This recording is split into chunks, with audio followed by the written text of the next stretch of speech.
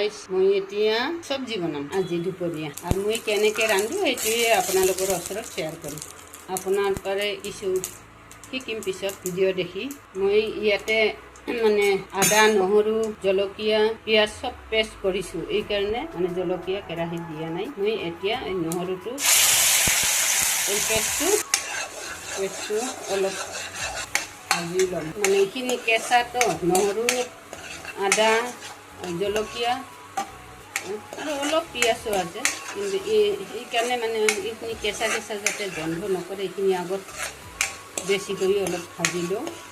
জিৰা ধনিয়া এতিয়া ধনিয়াৰ গুড়ি দিলোঁ, এতিয়া জিৰাৰ গুড়ি দিলোঁ অলপ, এতিয়া হালধি দিলোঁ অলপ, কালাৰটো ধুনীয়া হোৱাকৈ মই অলপ মানে এনে ৰেড চিলি দিলোঁ। ৰান্ধিবতো সকলোৱে জানে, মই এনেকৈয়ে ৰান্ধোঁ। এতিয়া আলুখিনি ইয়াত ঢালি দিলোঁ। মই সিজোৱা আলুৱে দিছোঁ আৰু মানে অলপ তৰকাৰীটো। এতিয়া পনীৰখিনি দিলোঁ। পনীৰখিনি কিন্তু মই আগতে ভাজি লোৱা নাই, মানে কাঁচাই অলপ লৰাই দিওঁ। মানে ভাজি থ'লে কিবা অলপ টান হয়, মাজে মাজে ভাজি কৰোঁ, কিন্তু আজি এনেকৈ দিলোঁ। ইয়াত দিলোঁ এতিয়া কাবুলী বুট।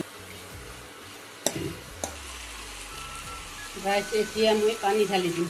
এতিয়া পানী ঢালি দিম উতলাই, তাৰপিছত ধনিয়াৰ পাত দি নমাই থ'ম। হৈ গ'ল পনীৰৰ তৰকাৰী। এতিয়া পনীৰ তৰকাৰীটা হোৱাৰ পিছত এতিয়া মই গৰম মছলা দিলোঁ। এতিয়া মই ধনিয়াৰ পাত দি নমাম।